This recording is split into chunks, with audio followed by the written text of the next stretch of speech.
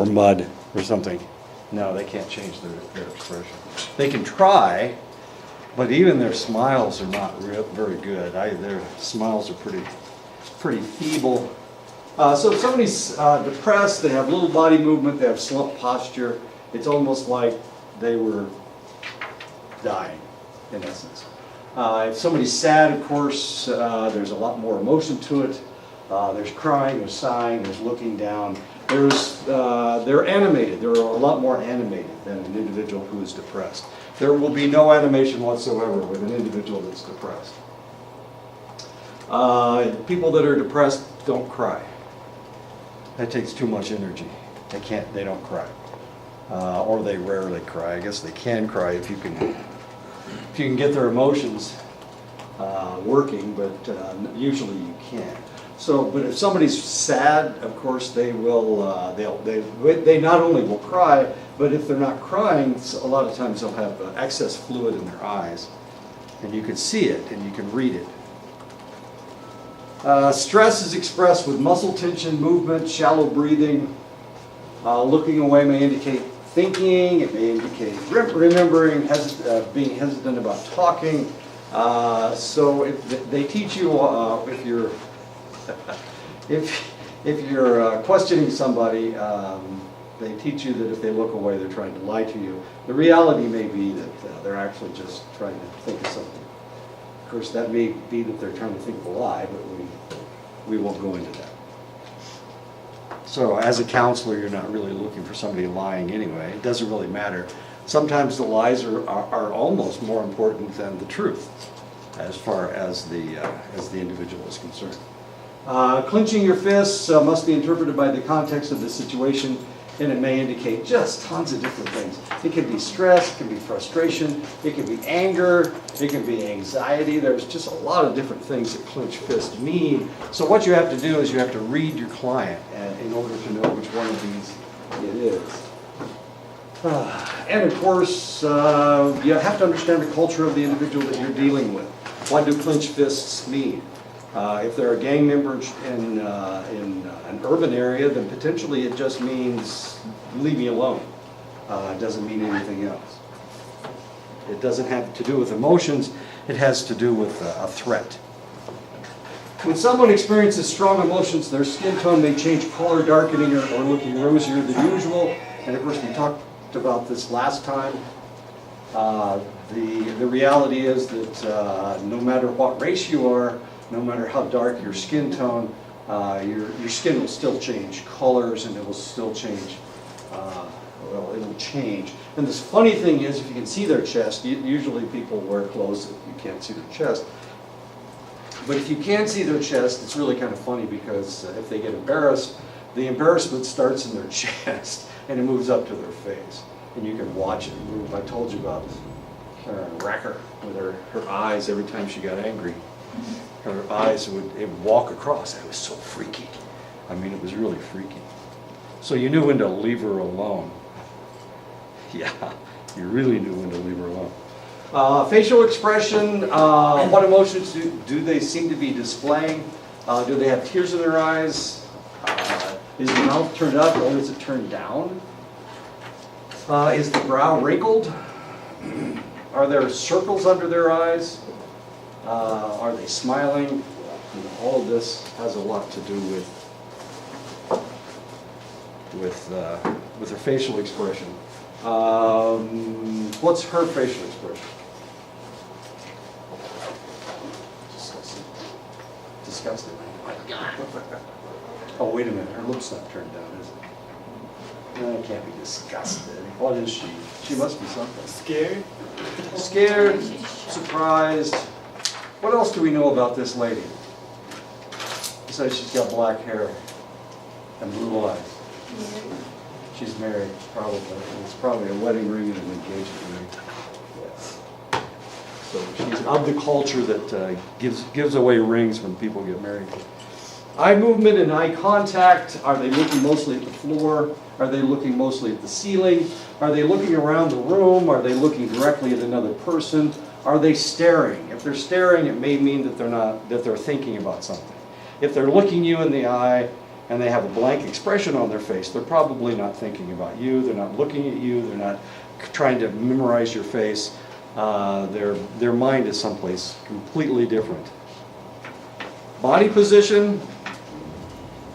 How are they sitting? Are they leaning back? Are they slumped over? Are they slouched? Are they upright and stiff? Most people don't sit that way. Most people don't sit at attention. It's too painful. It's not comfortable. Most people either lean back, they slump over, or they slouch. I'm a sloucher.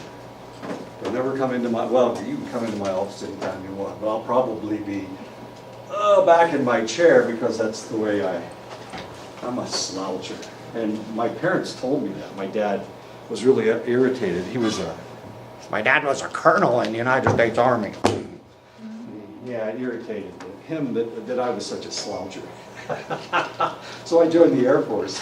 That solved all my problems right there. Are their legs crossed? How are they crossing their legs? Are they crossing their legs at the knee? Are they crossing their legs at the calf? Males will cross their legs at the calf. Women usually don't. It's just not proper, I guess. They usually cross their legs. Which direction are their legs pointing?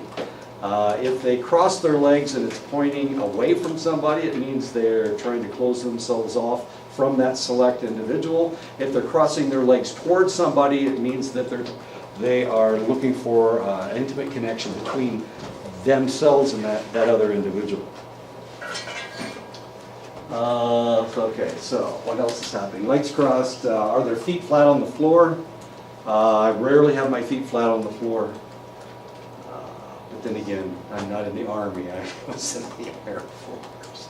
Legs curled under, legs crossed, ankles crossed. These are all ways that people sit. Are they comfortable? Are they uncomfortable? Are they trying to isolate themselves from a select individual, like the counselor? Are they trying to turn away from the counselor? Are they crossing their legs away from the counselor? All of this may mean that they're not trying to communicate, or they don't want to communicate with the counselor, or they're trying to close themselves off from the counselor. Did they hardly move at all?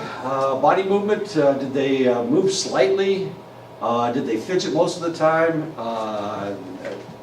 Do you guys have Dr. Wolf? Mm-hmm. Okay, she's kind of fidgety, isn't she? Mm-hmm. Oh yeah. I was talking to her last night, and her leg was just popping up and down. Weird. I know, she's different. Okay. It works though, because I take a leg class with her from 6 to 9, so that energy really helps. Oh, does it? Yeah, okay. Like her fidgetness. Oh, you want to call it energy? That's really nice. Yeah, it's energy. Yeah, it is. Okay. It keeps me going. Well, I don't mind it I'm at sure all. she appreciates that. I had a friend that was ADHD, and he couldn't sit in a chair without one of his legs. Both of her legs pop up. But this guy, I mean, he was just bouncing his leg like a basketball. It was just bizarre. Of course, he wasn't hitting him with his hand, but his leg was just popping up and down like crazy. But he was ADHD. That's what his problem was. Did they nod their head or swing their legs? Which is really kind of interesting.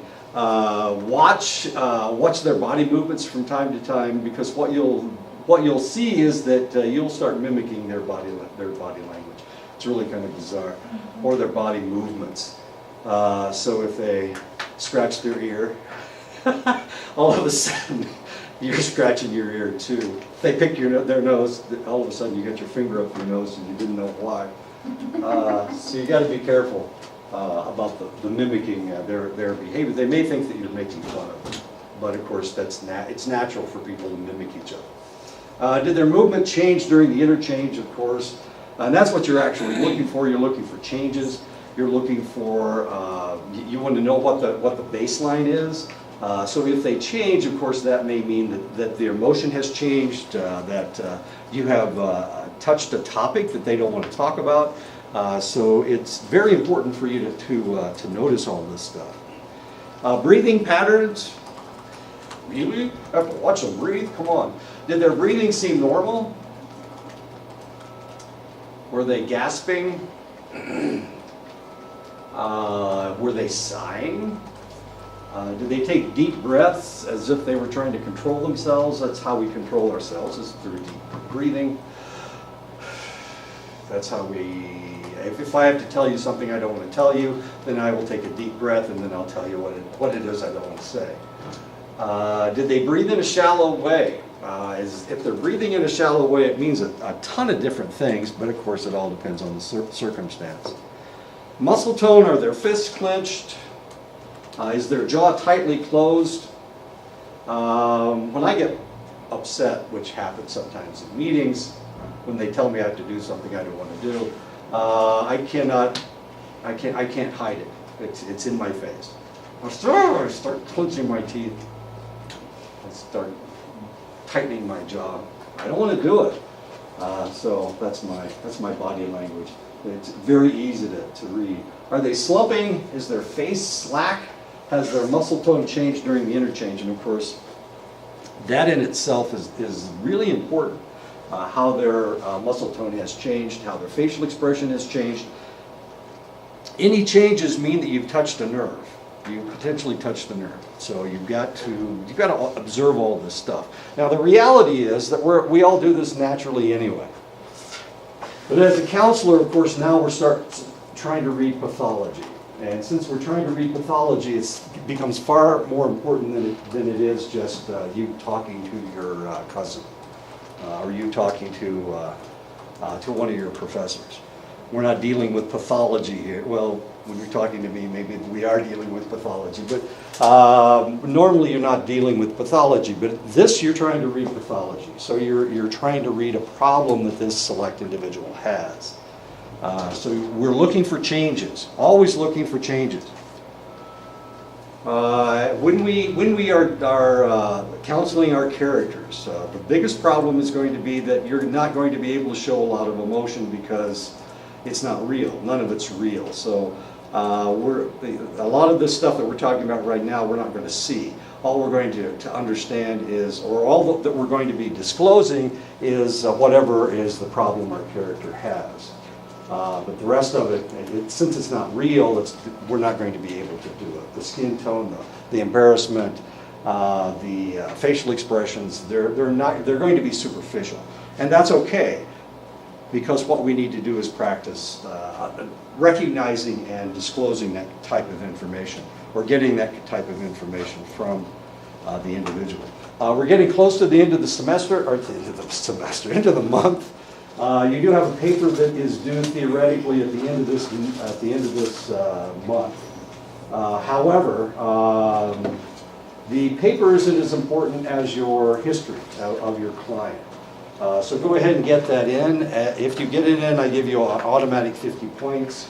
So whether you do it online or whether you do it paper and pencil, really doesn't matter which one it is. Actually, we'll probably do both of them.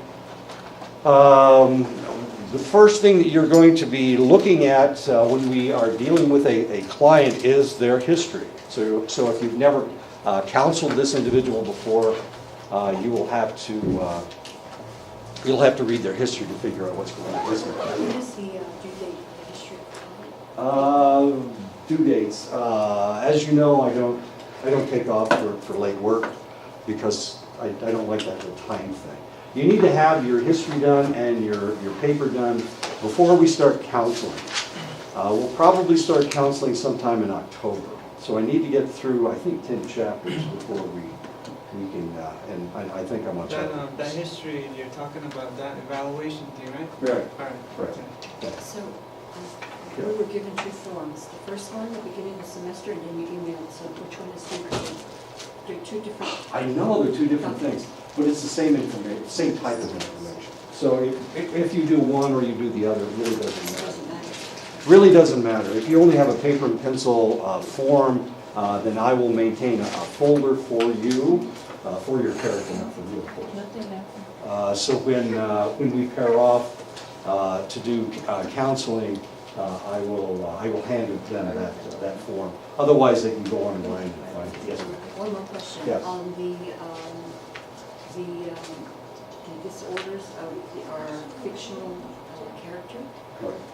Do we just focus on one, or do we focus on multiple?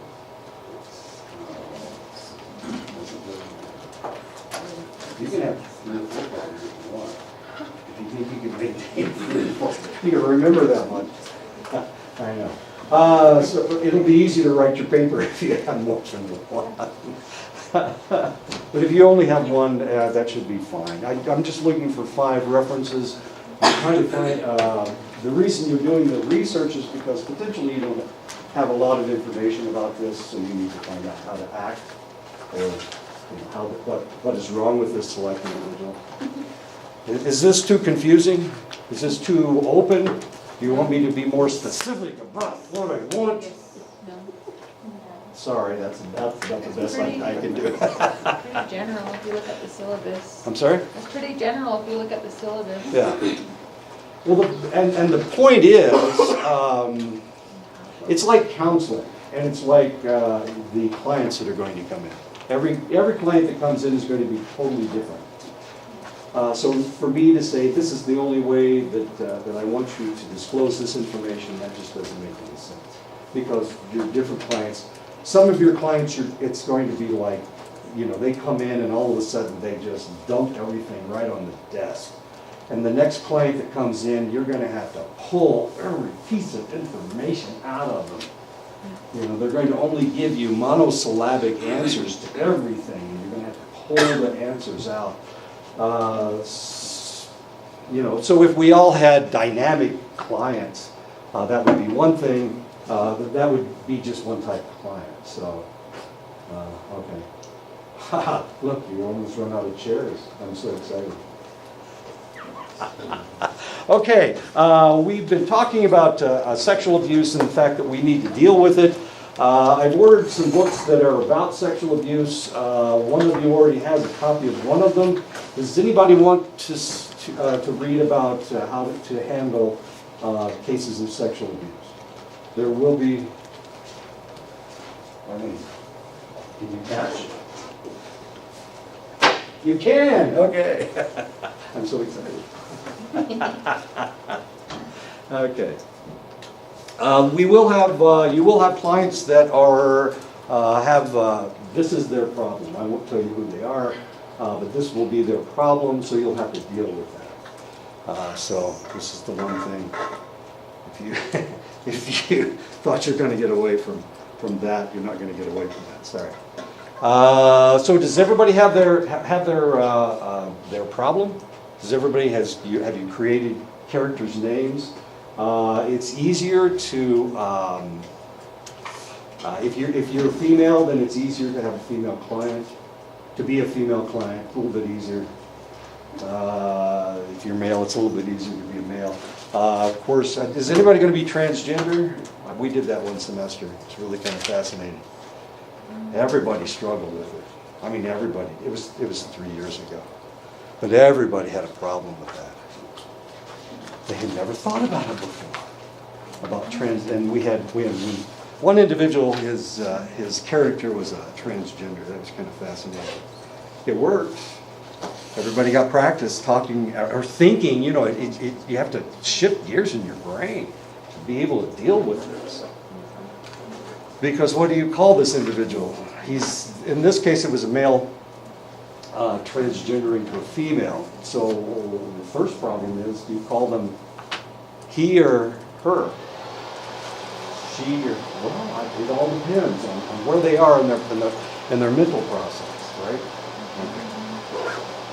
Anyway, any questions? So get your histories in, a lot of free points with your histories. Do it online, do it on your paper, it really doesn't matter. I will create files on the internet, on Blackboard, and we can use those files. You'll be able to look at those files. You will also need to write notes about your client, so we'll have to do that. We have one individual that's going to be online, so counseling online is different, and it's good that you're going to get practice doing it. Last time I taught this class,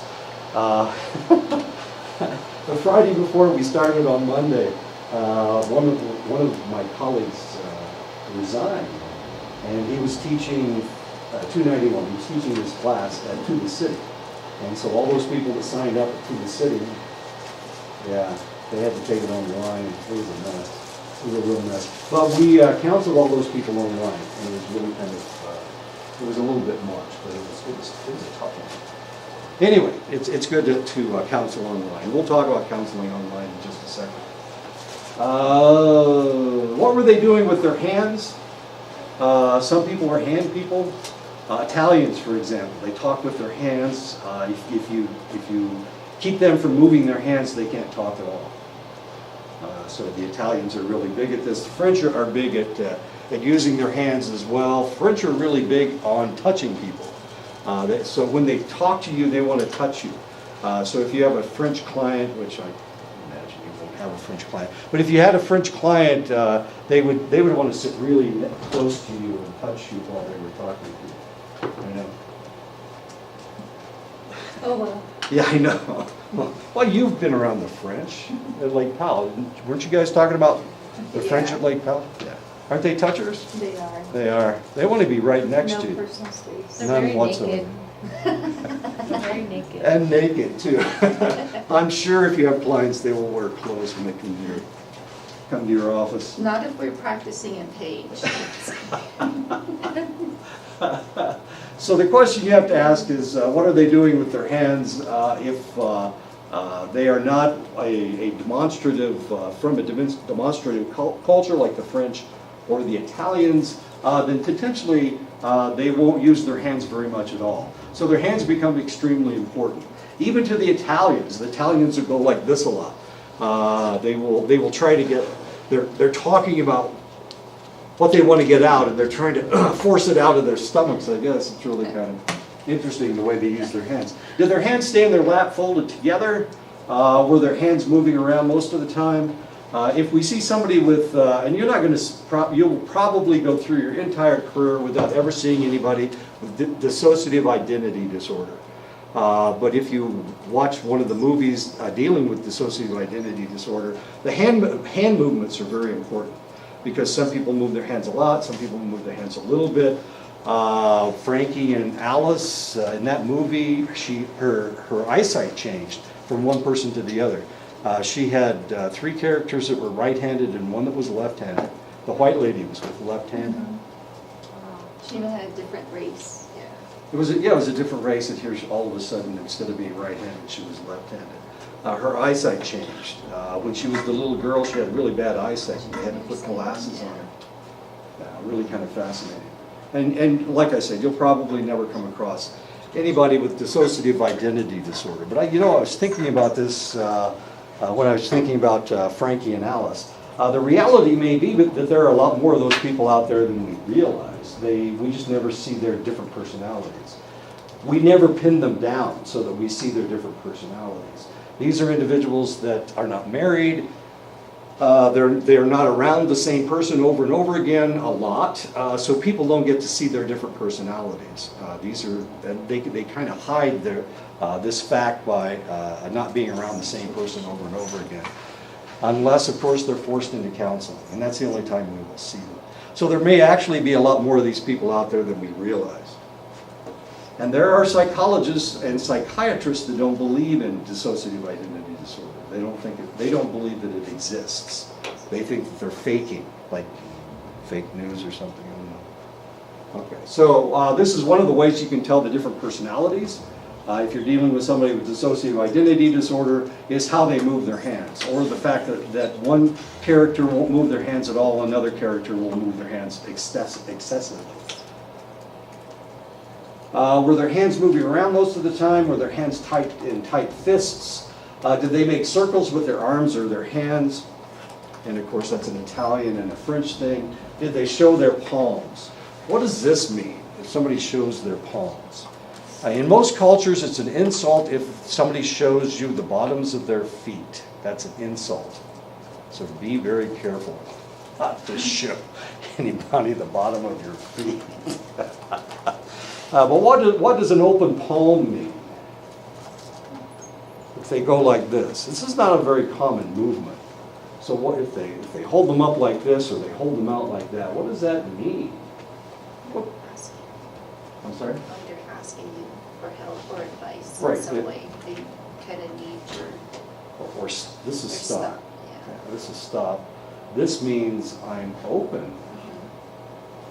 Mhm. I'm willing to take information, or please help me because hey, I'm not armed, you know, that kind of thing.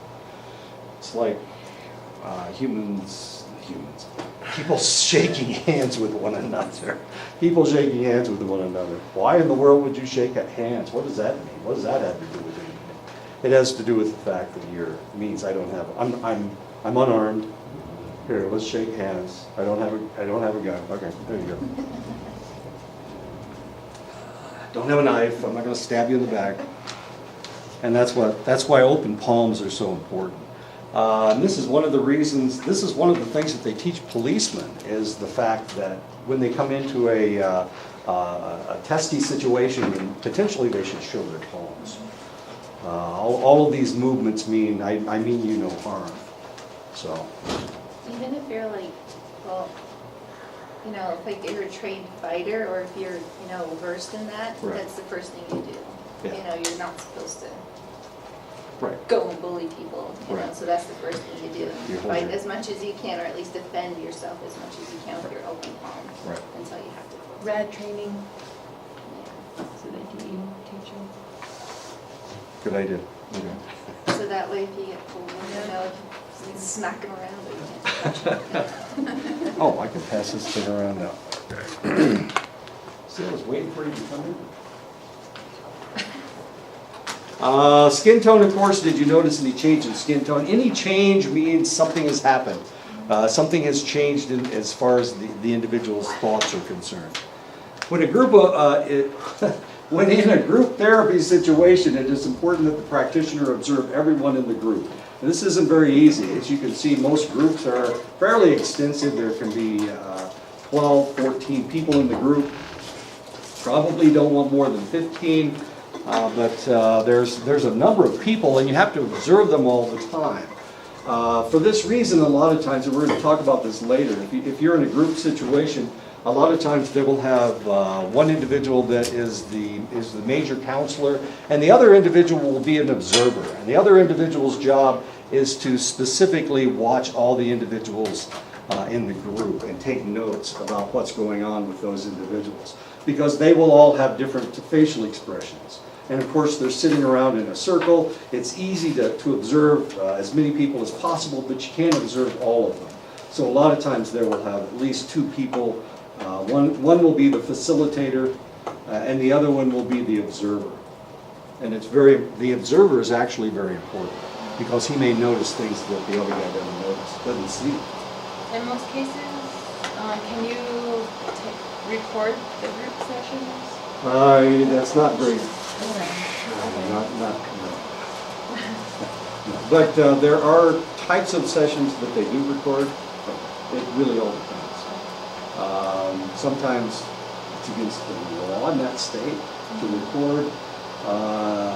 If one individual doesn't want it to be recorded, and usually that's what happens. There's at least one person in the group that doesn't want it recorded, because there's something they're disclosing they don't want everybody to know. Okay, well, they should not only observe the individual speaking, but how the members of the group are reacting to what the speaker is saying. Now, the problem is, of course, he's sitting here, and potentially he's got somebody right beside him, and this is a facilitator. If this is a facilitator, he can't really see her very well, and he can't see the person on the other side of him. Evidently, there's somebody with a purse, because that's a purse. I don't think he's carrying a purse, but it's possible. You just never know. Anyway, so it's hard to observe everybody, especially the people right beside you. So you kind of see them in your peripheral vision. The problem with your peripheral vision is it's all black and white vision. So if they change, if their facial expression changes color, if their skin tone changes, you will really be able to detect it. You'll be able to tell the difference between anger and embarrassment, because they're different colors. Oh, no, sorry, I'm just, I'm sorry? nothing. Okay. Okay. I'll just see how far I can look back. Okay. Isn't that interesting? Yeah, so you've got peripheral vision to the side, and it's almost like 90 degrees out here. Unless you're my brother. My brother, of course, has tunnel vision. So his vision's like out here. I know, but yeah, I can see stuff out here. Now, if I see movement, I'm going to look over there to see if it's Stephanie trying to shoot me or something. Pulling a gun on me or something. Especially fast movements. When the practitioner scans the group, it also encourages the speaker to speak to everyone, not just the practitioner. And of course, it's good for you to scan the group, because that tells the rest of the individuals in the group that they need to talk to everyone, not just to you. A lot of times, especially at the beginning of a session like this, when you first start a group session, one of the things that will happen is people usually aren't used to speaking in a group session like this. So what will happen is they will just talk to you. They won't talk to everybody. And of course, the whole purpose of the group session is for everybody to help everybody else, not just them talking to you. But they will talk to you in the very beginning. And it's almost like they want to have a singular session with you. Why would you have a group session? Yeah, it helps everybody, but why in the world would you do it? Theoretically, that's the only reason you have it is because of that. I mean, that would be one of the reasons. Another reason is because it's cheaper for the individuals in the group. And of course, everybody's helping everybody else. It's cheaper for them, and it's not a bad deal for you. Yeah. You're working for an hour and a half, and you're getting paid by 15 different people. And it may be half as much as you make in a single session. I'm not talking about being greedy.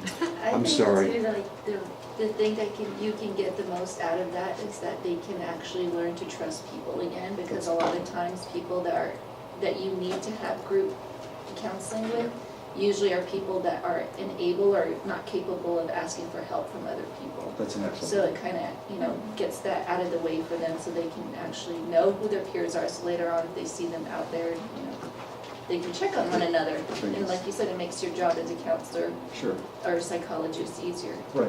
And usually you don't have to talk at all. Yeah. Everybody else is talking. And they will deal with each other, which is kind of fun. Which is, Yeah. I think, better. I mean, for everybody Sure. all around, for them to have that experience too, to know that they're not the only ones that are going through that or feeling that. Right. And I mean, there's days when they're gonna feel great and they'll be capable to help others, Right. so that'd be something good. I guess in a way you would help the community or that society in general Right. by doing group sessions. Right. It's really good. Theoretically. Yeah. Well, it's kind of fascinating the way they work out. Yes, I ma'am. think group is really nice because when I did my research last semester with ethnographic, Mhm. Christine taught us how to do group interview, Uh-huh. and it was a lot better than doing just individual interviews because it felt like I was trying to get information from them and Hard. yeah. And then when the group, everybody was just talking, I was just Right. writing notes and just like Just being an trying to observer. keep up, and everybody's just like, it got to a peak point, and then it was really neat to see that, the difference between individual and also a Huh. group. Group interviewing, that's interesting. I've never. It's the focus groups that she Yeah, does. focus Yeah, group, yeah. focus groups, Yeah. Okay. Fascinating. Kind of a different situation. Oh, But, yeah. but the same principle. principles. Yeah, same principle.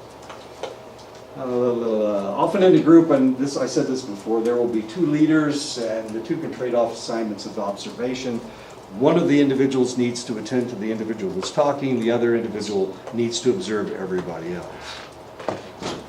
It is necessary to observe the people in large groups. This can be done by looking for telltale actions of individuals or groups of individuals. Fidgeting, and of course I watch you guys while I am lecturing. I'm not so egocentric that I don't notice what you're doing, whether you're on your phones or whatever, or you're fidgeting, or you don't care what I'm saying. Facial expression incongruence. If it's something that theoretically should be funny, I mean, you should be smiling, at least smiling, if not laughing, of course. But if you're scowling, then it may mean that I said something I shouldn't have said, which usually happens too often. Shoulders hunched, of course, mouth pitched. These are what I do in a meeting. If I'm upset with what somebody has said, I usually just grit my teeth and clench my jaw and pinch my mouth together so that they can see that I'm not happy. It doesn't work anyway. Nobody cares if I'm happy or not. Attending involves being totally focused on the client. Attending isn't as easy as it seems. Often when we are listening to someone, we are hearing what they are saying, but we're also trying to compose what we're going to say next in our mind.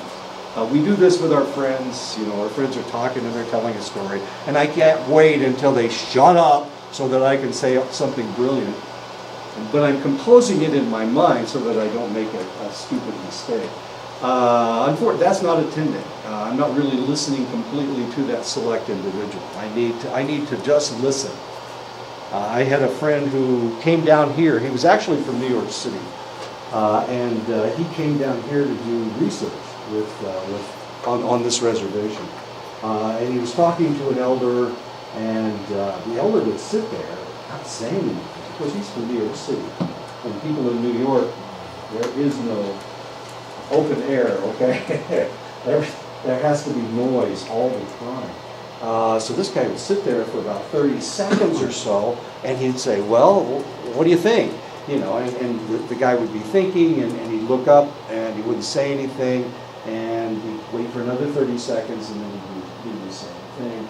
And at the end of his first interview, he asked the guy, why did it take you so long to answer these questions?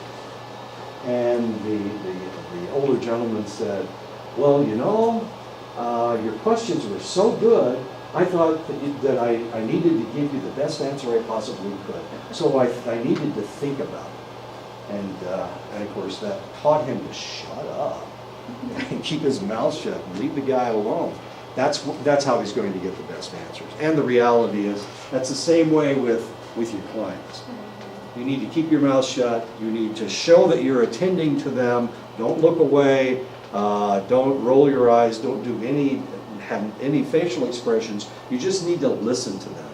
And of course, we're going to talk about that right now.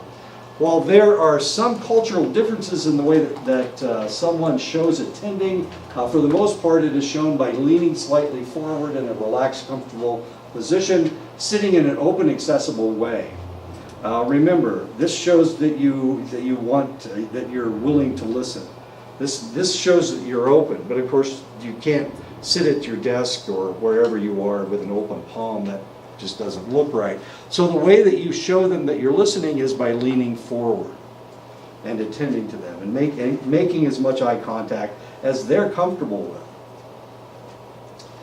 Sitting in an open and accessible position, that means, remember we talked about your legs crossed. You can cross your legs so that you shut off the individual, so that shows that you're not listening to them. If you have your arms crossed, if you have anything that is shutting that person down, then you need to not do that. You need to be as open as possible. You need to have an open attitude, open position, which may mean keeping your legs in a comfortable position, but not crossing anything. If you cross something, it means that you're shutting them out. So you need to have your feet flat on the floor, and you need to be leaning forward and not crossing your arms, not crossing your legs, just staying open. Yeah, I know. Yeah, exactly. I see the detail. I know. Moving back here to here. It's not as hard as you think it is. You don't have to be right there in their face listening to them. What's going to happen next? Face expresses appropriate concern, of course. So and this happened to me last night when I was talking to Dr. Wolf. She was saying something. She was saying something that should have upset me, I guess. But I had a smile on my face. I know. Oh man. And so she got a little agitated. Her legs started popping up and down more. I'm sorry, I didn't react properly. Which is kind of funny, I mean, both of us have been trained, we're both trained counselors, so we both know exactly what's going on. I gotta see you both in the same room these days. It's a hoot. Well, it's not that funny. Let me tell you the truth. Let me tell you the truth. Dr. Wolf is a little intense for me. She's just a little bit intense. And since she's so intense, when I talk to her, I have to be more dulled just in order to be able to fight off her intensity. Otherwise, she just splashes me up against the wall. So when I talk to her, I'm almost like the depressed person with a dead face. In order just to keep her from, exploding, her brain exploding or something. So it's really kind of interesting to watch It's it. crazy how you have to be careful with other people, even though you don't Oh, yeah. deal with them on a day-to-day basis, Right. but you do have to be careful with people. You don't wanna get stabbed again. Good point. I don't want to get stabbed again. On daggers. They would have to love me to stab me, right? Okay. I'm only hurting you because I love you. Okay. That's for, oh, good. I love you. Oh, Lord. Mary Morticia and Gomez Addams. Well, it wasn't quite that bad. Well, watching Sarah and I talk to each other is really kind of interesting too. Yeah. Yeah. It's like watching them magnet north and south. Exactly. We're trying to stay away from each other. By the end of the conversation, I'm in one corner and she's in the other corner. The facial expression should be congruent with what the client is relating and experiencing, of course, and that's not the easiest thing in the world. For most people, this comes naturally, but some are taught to smile or laugh at adversity, and of course, that's what I was taught to do. My mother was a nurse, and she worked in the emergency room, so in medicine, you try not to show concern, otherwise they think that they're dying, no matter what the situation is. Oh, I got a splinter in my finger, it's never going to come out and I'm going to die. So you try to show no concern as much as possible. And of course, that's what was going on last night. Sue was talking about something that should have been emotional, and I wasn't reacting emotionally. But then again, I never react emotionally. If you react emotionally, then you can't handle the situation. That's the way it works in medicine. And not only that, but you're demonstrating to the client that that something is more serious than it may potentially be. So if somebody tells you, well, we won't go into that. Somebody tells you that this person's going to die, you try not to show any emotion on your face. Maintaining regular eye contact is another way that you can show that you are paying attention. This works in a lot of different cultures, but maybe not all cultures, so you need to be careful. People from Asia don't like to be looked at like that. We had this problem in Vietnam. When the Americans first went over there, they would question the Vietnamese, and they would look down and they'd look to the side, and we thought that they were trying to hide something from us, they were trying to lie to us, but the reality is they didn't like being looked at in the eye, straight in the eye. So here we were shooting and killing people just because we thought they were lying to us, and the reality was we were looking them in the eye too directly, and they didn't like that at all. What they wanted was for us not to look at in their eyes. They wanted us to look to the side, more of a peripheral vision. So we should be observing them through our peripheral vision. It was really kind of odd. It took years for the military to figure this out, to figure out when people are lying and when they're not lying. A lot of people died because we thought that they were telling us the truth. As sad as that is. People from Northern Europe don't like to be looked in the eye either. If you've ever watched a movie that was actually from Sweden or Denmark or Finland, they never make eye contact, hardly ever make eye contact. What was the movie? Something about the lady with the dragon tattoo? Have you ever seen the movie with about the lady with the dragon tattoo? That's from, she's from Sweden, if I'm not mistaken. And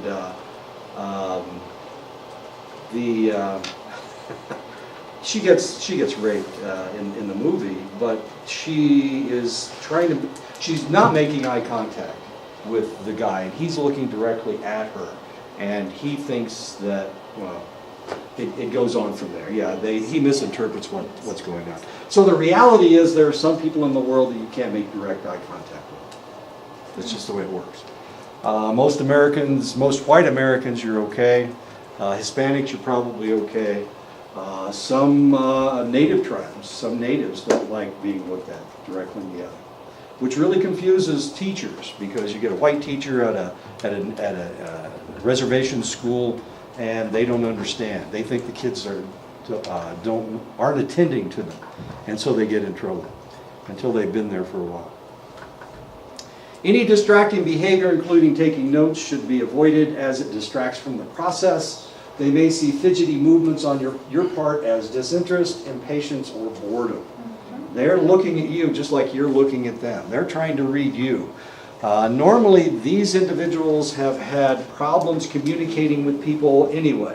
So they're looking to see if you're going to reject them. They're seeking rejection. In essence, that's what they're doing.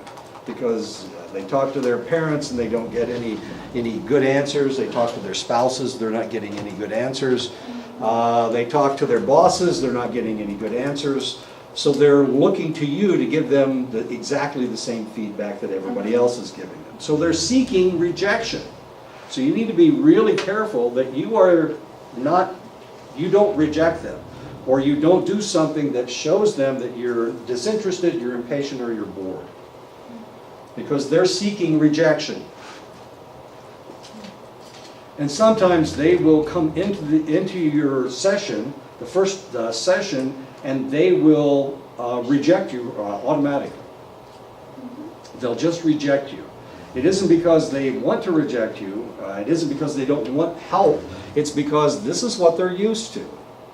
They're used to people not paying attention to them. They're not hearing their whole story. They come up with pat answers. It's the way sometimes you go in to talk to the doctor, and he's already read your file and he's already decided what your problem is. So when he asks you what the problem is, he doesn't pay any attention to it. He's taking notes, and he's writing down what he was going to write down anyway, writing down the medicine he was going to give you because he's decided that you've got a cold or whatever. Right? Doctors do that. They very rarely make eye contact, as irritating as that is. So one of the things that you need to do is make sure that you don't show disinterest, impatience, or boredom, because otherwise you're just doing the same thing that potentially everybody else has done with this client. Another way to communicate involvement is through minimal encouragement. Minimal encouragement involves repeating one or two words a person has said, showing them that you heard what they said. Nodding is big, not that much, of course. Purple, the lavender glasses, a little interesting. Saying something in the affirmative like, nodding your head, and that's all. That's really all you need to do. So primarily you just need to listen and show them that you're listening by not doing that, of course, but doing any of these things. And saying, and nodding a little bit, not going crazy, not being a bobblehead doll. There you go. One of the great stars of all time. Pee Wee Herman. Listening involves fully focusing on what the other person is trying to communicate. Listening actually goes beyond attending. Most of us are composing, of course, and I've said this before, that we're composing in our minds what we're going to say next. But listening is total absorption in what the client is saying. You don't have to have that horrible expression on your face, but you need to show them that you're listening and hearing everything that they're saying. Listening isn't just hearing the words, but conveying understanding of the implications of what the client is saying. While listening, the practitioner uses minimal encouragement to get the client to continue disclosing, and that can be a facial expression, can be a nod of the head. It can just be a movement of the eyes to show them that you're listening and that you understand what they're saying. Not the easiest thing in the world. Now, I could give you a pat way to do this, but the reality is it's going to be different for each of you. It's also going to be different for each client. Some clients will want that expression, and other clients won't want you to move your head at all, and other clients, this will be enough, as odd as that seems.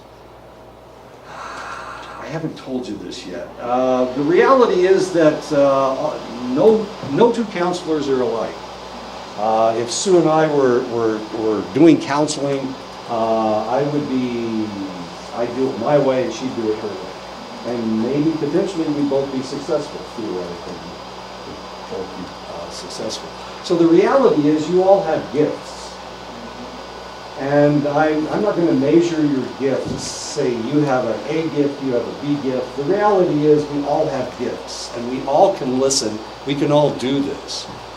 The problem with being a counselor is, can you handle the stuff that you're going to hear? I almost said shit. And I didn't mean that at all. I know I didn't mean it. Okay.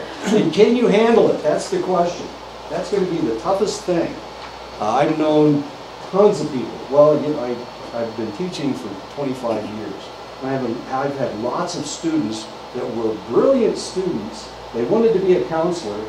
Their first semester, they dropped out of counseling. And the reason is because they couldn't handle it.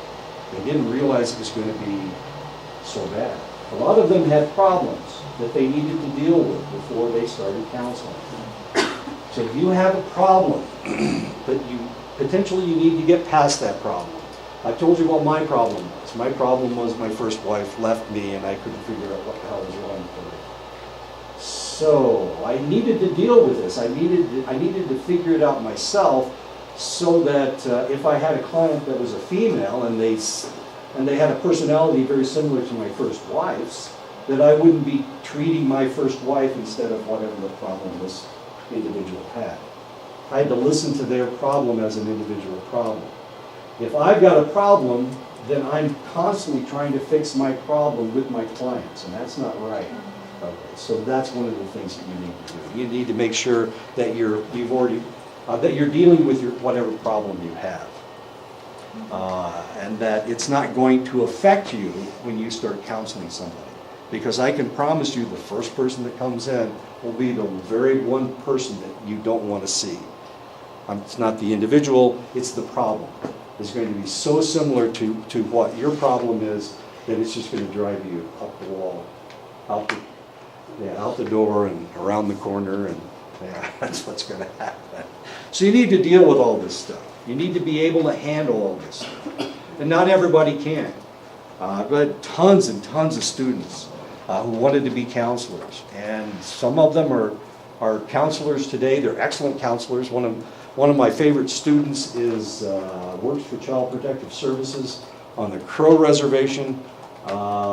She worked for Child Protective Services on her reservation, but her family was getting so much blowback from her job that she left and she had to go to another reservation. And they love her on the Crow Reservation. For one thing, she's not political. And it's real easy to be political on your own reservation, or to get wrapped up in the politics of your reservation. So the one positive thing that I want to tell you is that no matter who you are, and no matter how you counsel, your gifts are your gifts, and it will work with most of your clients, and I can promise you that. So if you can get through the program, you're going to be a good counselor, no matter what your personality is. Whether you're a hyper Sue or whether you're a laid-back me, you are somewhere in between, you're going to be fine. Don't worry about being a counselor. And I will not grade you on your gifts. I'm not going to grade your gifts. I wouldn't do that, because I may be prejudiced, I may be biased, I may see that the more excited you are, the more negative it is. But the reality is, those individuals get as good a results as anybody else. Okay, so that was supposed to be positive. So everybody has gifts, okay? And My way is not the only way. Okay, and Sue's way is not the only way, all right. And Egan's way is not the only way, and Freud's way is not the only way. I don't care how smart these people think they are. The reality is that everybody talks differently to other individuals. And sometimes it's going to work and sometimes it's not. The reality is you may be the best counselor in the whole wide world, but you're going to run into somebody that you just cannot make contact with. It just does not work. There's something about you, and it may be the fact that you have black eyebrows or something. Their significant other had black eyebrows, and every time they look at you, they see their significant other that caused all their problems. There's nothing you can do about that. You can't put on a mask to counsel this individual. There are some people that you're not going to be able to touch. Very few, of course. Most of the people you will be able to touch. So you need to listen. Listening involves noticing the client's communication style, including their tone, their volume, their speed of delivery, noticing pauses, silence, whether they accept silence or not. My friend from New York City, I don't know if you've ever been around people from New York City, but they talk over each other. They make a lot of noise. There's a lot going on. Not a whole lot of listening taking place, but a lot of talking taking place. So he had never been around silence before. I had neighbors when I was growing up. They were yellers. Everybody yelled in the family. They never talked to each other. They always screamed at each other. They were farmers. And evidently they were used to yelling across the field so that they could be heard. Loudest house I've ever been in. My family, on the other hand, was the very opposite. We were quiet people. We had conversations, normal conversations, not at a high level. So when my friend would come over to visit me, my neighbor would come over to visit me, he would start yelling at everybody. And everybody go, what is he yelling about? What's happening? Different families.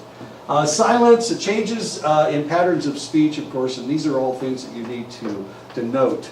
So what we're looking for is change. We're trying to determine what is bothering this select individual.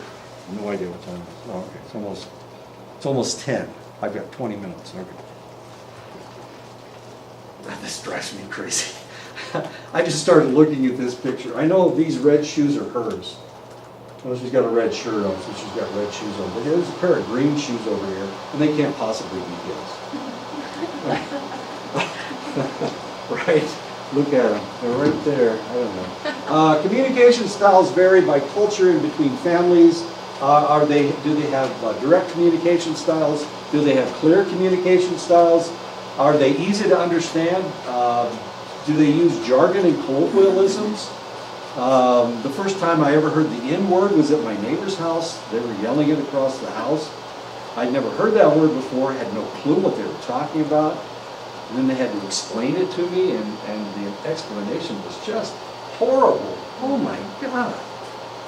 Where do you come up with this stuff? Yeah, I know. I was just shocked. But of course we didn't use jargon or colloquialisms in my house, but they did. They used a lot of, and they insulted, they hated everybody, because evidently they hated short people, they didn't like African Americans, they didn't like Republicans, they were all Democrats. They didn't like Republicans. Oh God. What type of, is it a narrative style? Did they tell stories? Is it confused in a circular manner? The first time I ever went to talk to a holy man, he told me this story. And then he told me the story again. And then he told me the same story again. He's told it to me 3 times. And I'm thinking, come on, dude. I didn't call him a holy man, did I? Come on. I figured it out the first time. I heard you the first time. Why are you telling me the 3 times? And I actually asked him, why are you telling me this story? He says, sometimes you have to go around and around to get to the final answer. And at that point, I understood what was going on. My wife was with me, and she had actually gone to sleep during the second story, so it was the same thing. We got it the first time. If you've ever been in the military always tells you what they're going to tell you. They tell you what they said that they were going to tell you, and then they tell you what they told you. Yeah, they always tell you 3 times. And the reason is because most people who are in the military have an 8th grade education, so they have an 8th grade knowledge level, so you have to tell them 3 times before it sticks. It doesn't stick the first time, so they have to throw mud at you 3 times before it sticks. Anyway, and I always got it the first time. So I'm real smart, as you see. I've got a 9th grade education, so I got it the first time. Some people jump from one topic to another. We see this all the time. This doesn't mean that they have bipolar disorder. Doesn't mean that they're borderline. It means that, or they're ADHD. Yeah, it just means that their brains just bounce from one thing to the other. Some people do not complete their thoughts. We were talking about the Japanese culture and cultural psychology the other day, and their language, the way they talk. A lot of times they leave the nouns off the end of a sentence if it's understood. So they will be talking to you, and all of a sudden the end of the sentence is gone.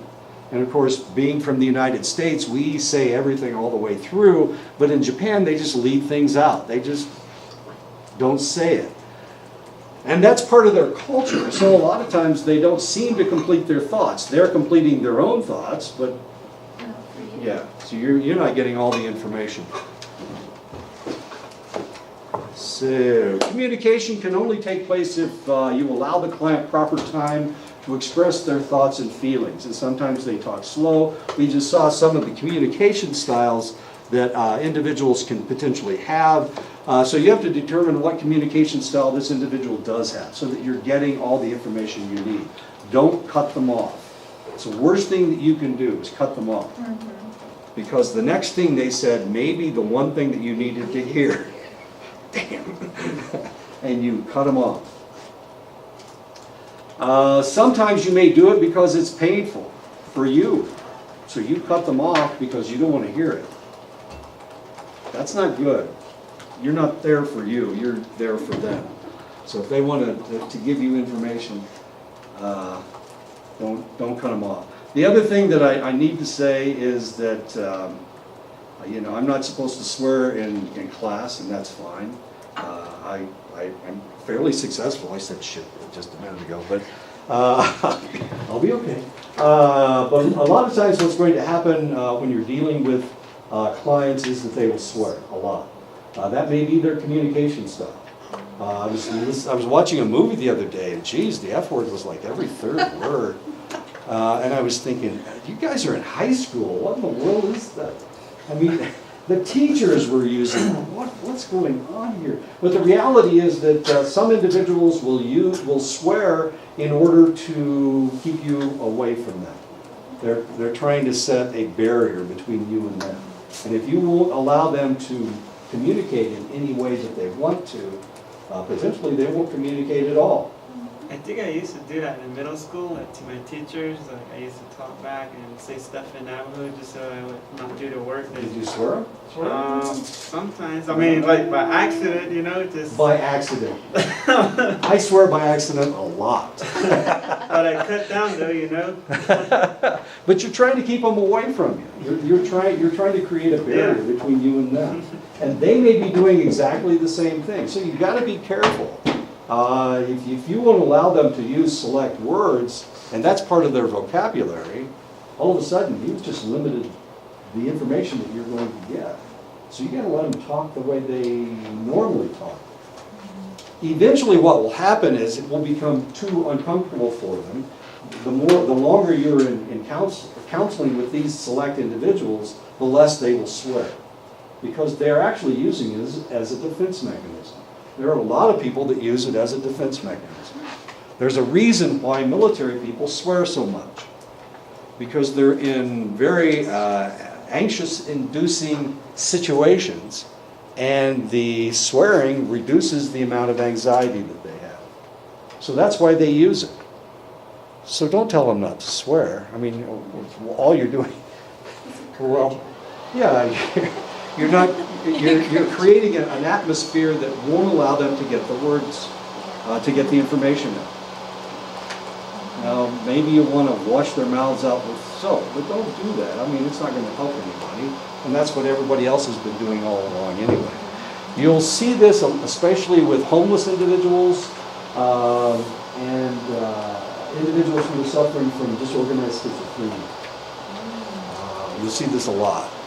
These individuals will swear a lot. It's like they have Tourette's syndrome, but they don't have Tourette's syndrome. I can assure you that most people in the military don't have Tourette's syndrome, no matter what they think that pencil, what kind of sexual intercourse that pencil had. Or whatever it is. It doesn't really matter what it is. Everything seems to have sexual intercourse.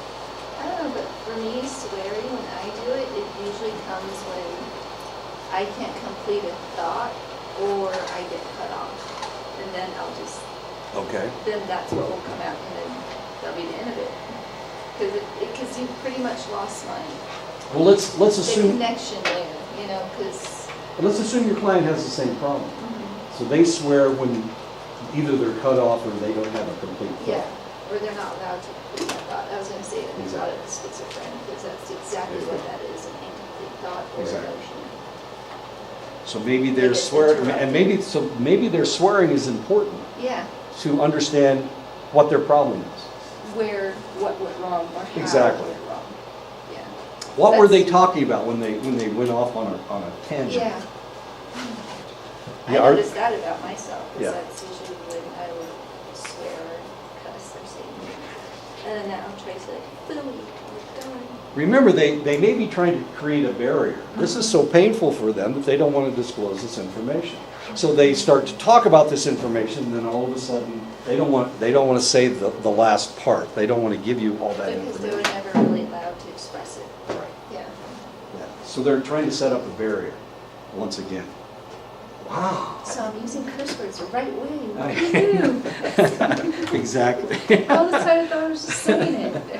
The right way.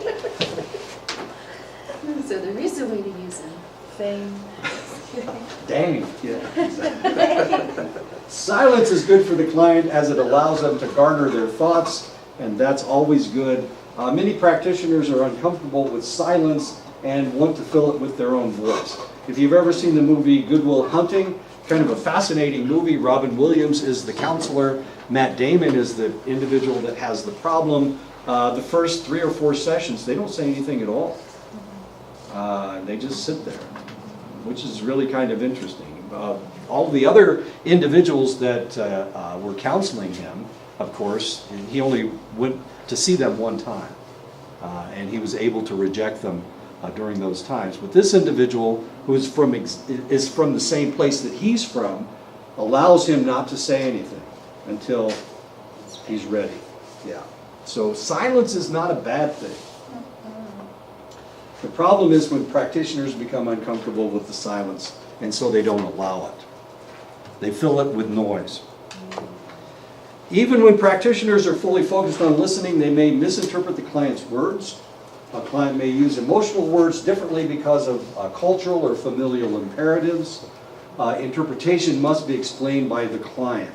So if they're using a word that is an emotional word, you need to get them to tell you what it means to them, not you interpret what they said. Because you may That's be. kind of hard not to do though.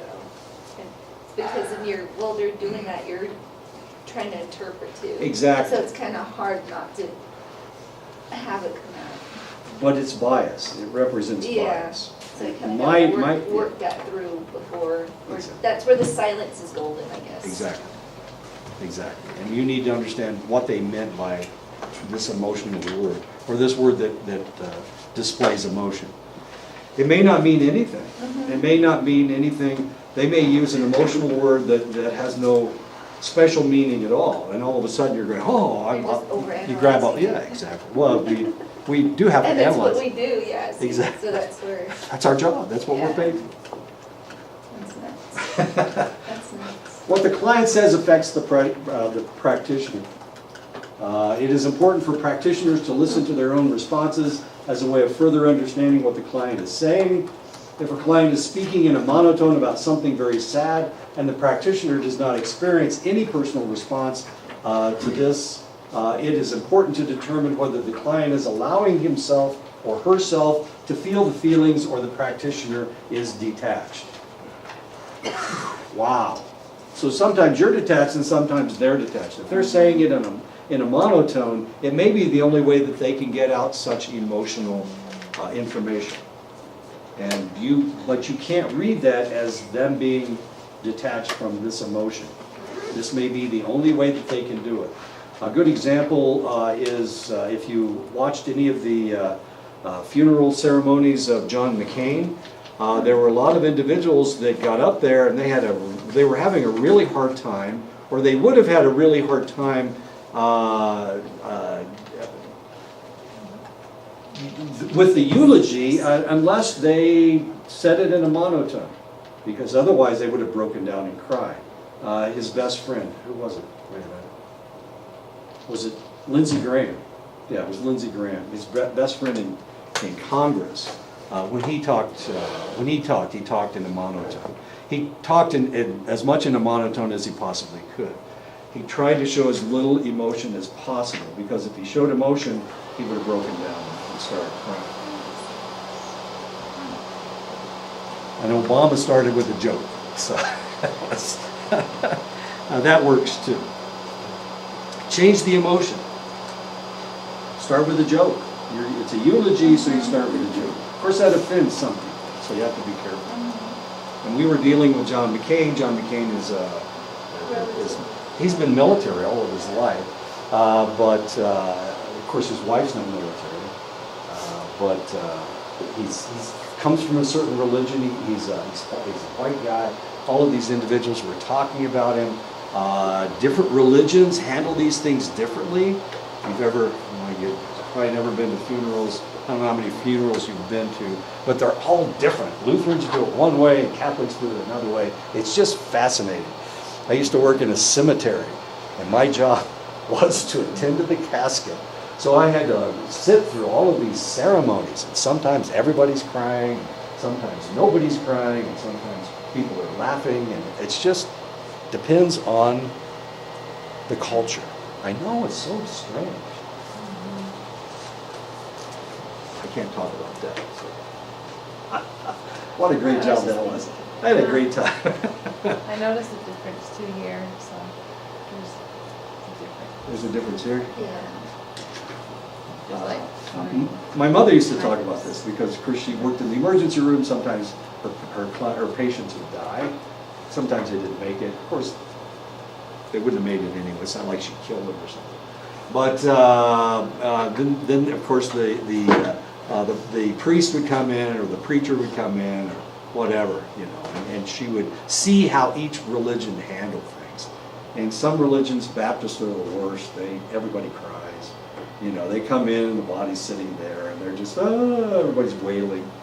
Just terrible. It's like nobody takes charge. Catholics are great because they've always got, it's an uncle that always takes charge, or an aunt.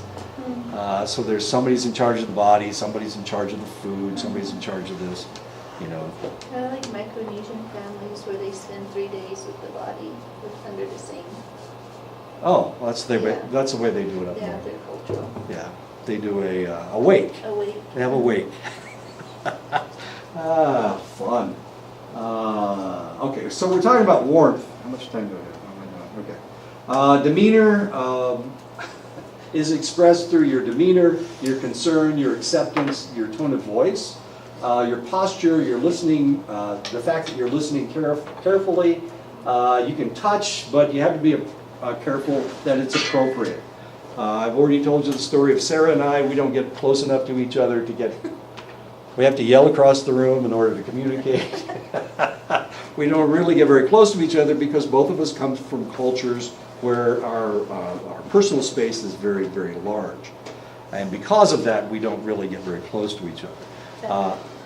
I know, it's really kind of bizarre, isn't it? no, the picture looked like, I think he's in love with her. Yeah. No, she's in love with him. That's it. Maybe that's they're too in much love. warmth. Maybe they're, yeah, Either there's that more. or she's That's just too like, much warmth. when is he gonna hush up? Look at his face, it's kind of flushed. His ears are flushed. Yeah. You can't see hers. Okay. Yeah, they're in love. too much. I recognize. Oh, I had that warmth. The appropriate expression of warmth can depend on many diversity issues. Gender influences how warmth is expressed. Particularly, this is influenced by various religious or spiritual beliefs. So it really all depends on what church you come from or what church you're dealing with. My wife is a Presbyterian. She goes to the Presbyterian church. That's kind of ecumenical in the town that they live in. So they lost all of their kids. That didn't sound right. Wait a minute. They sent all of their... There's only one church that's running a Sunday school. How's that? Okay. Yeah, so the Lutherans and the Catholics and the Mormons. No, the Mormons are doing it by themselves. I'm sorry. The Presbyterians, the Methodists, they're all sending all their kids to the Lutheran church because they're the ones that are going to be maintaining the Sunday school. It's really kind of fascinating. So here she is. She's never really dealt with all of these groups before. The Catholics, the Lutherans, the Methodists. She's been military, and in the military they only have one service. It's a Protestant service or it's a Catholic service. So she's not really used to people having different ideas and doing things in a different manner. Oh, it's driving her crazy because she believes in ecumenicalism, and these people want to argue. They want to argue about religion. Like here. Jesus. It's just really weird. I think that's a new culture here on the reservation. Like a lot of people are starting to be a little bit more vocal About their religion? Religion, yeah. Like a lot of families are starting to talk about that a little bit more than they did before. Because before it was just we're just being impacted by these different groups of Christianity. So now it's like, I guess the younger generations are the ones that are questioning it now instead of just going with it. Oh, sure. I guess that's Yeah. logical. Yeah. Up north, they had a problem. The reservation was Catholic, and an evangelical group came to the reservation, and now there's this huge argument between the traditionalists, the Catholics, and the evangelicals. Mhm. Yeah, I think I told you the story. It's really kind of painful. It's very painful because they keep arguing with one another. It's kind of tearing the tribe apart. Yeah. So when they vote for the chairman of the tribal council, it gets really bloody. I mean, really And it nasty. kind of seems like that's what might be happening here too in our political world, because right now there's like this set that is Christian and the other set is like traditional. Right. So it's kind of like Christianity versus traditionalism, so it's ugly. And it sucks because, we should be thankful that we live in a time to where we can actually have our elections be the way they are, as civil as they are compared to like what elections are like overseas. Oh, sure. And what they're going through. So, us now, because we really take that for granted, the fact that we can self-govern and actually have a political world of our own. I've read your history, and there have been some really ugly things that have happened. Oh, yeah. So it's for us to come this far, like, what are we gonna do, go back to that now? Right. Which is kind of what it seems like. It's ugly. What's happening in the United States now is almost what was happening back then on the reservation. Mhm. Yeah. 4 people were shot in Wisconsin yesterday. 4 people were shot in another state. I can't remember. Pennsylvania. 4 people were shot in Pennsylvania. What's going on? Who are these white Like the guy people shot shooting? his parents and his ex-wife or something. I didn't read it. I was scared to read it. I guess we need to stop right now. We'll pick this up next time. I'll get through this chapter.